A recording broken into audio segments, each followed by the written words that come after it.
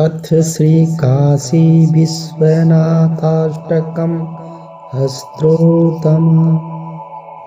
गङ्गातरङ्गरमणीयजटाकलापं गौरी निरन्तरविभूषितवामभागम् नारायणप्रियमनङ्गमदापहारं वाराणसीपुरपतिं भजं विश्वनाथम्।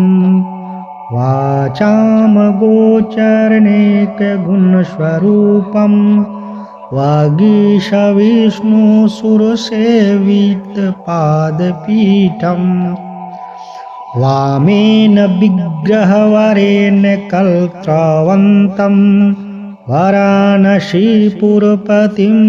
भज विश्वनाथम्।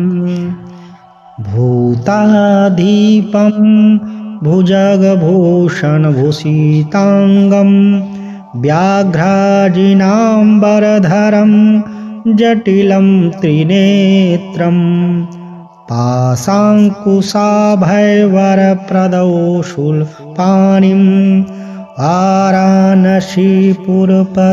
भज विश्वनाथम्। सीतां सुशोभितकिरीटविराजमानं भालछानानलविशोषितपञ्चवानं नागाधिपारचितभासुरकर्णपूरं वाराणसीपुरपतिं भज विश्वनाथम्। पञ्चानन दुरितं तं मतद्वङ्गजानां नगान्तकं दनुज पुङ्गौपन्नगानम् दावानलं मरणशोकजराटवीनां वाराणसीपुरपतिं भज विश्वनाथम्।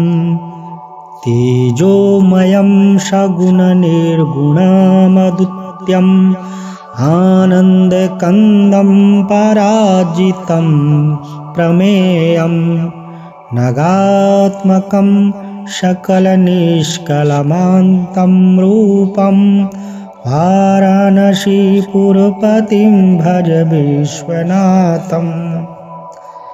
रागादिदोषरहितं स्वजनानुरागं वैराग्यशान्तिनिलयं गिरिजासहायं माधुर्यधैर्यशुभङ्गरलाभिरामं वाराणसीपुरपतिं भज विश्वनाथम्। आसां विहाय परिहृत्य परस्य निन्दां पापेरतिं च सुनिवार्य मनः समाधो आदाय हृत्कमलमध्यगतं परेशं वाराणसीपुरपतिं भज विश्वनाथम्।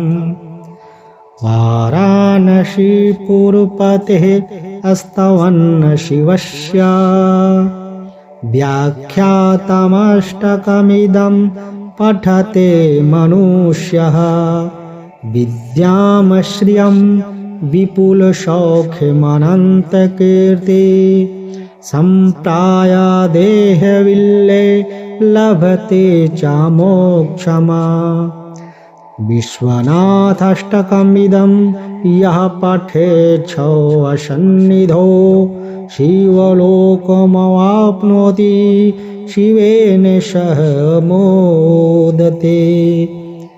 इति श्रीमहर्षिव्यासप्रणीतं श्रीविश्वनाथाष्टकं सम्पूर्णम्।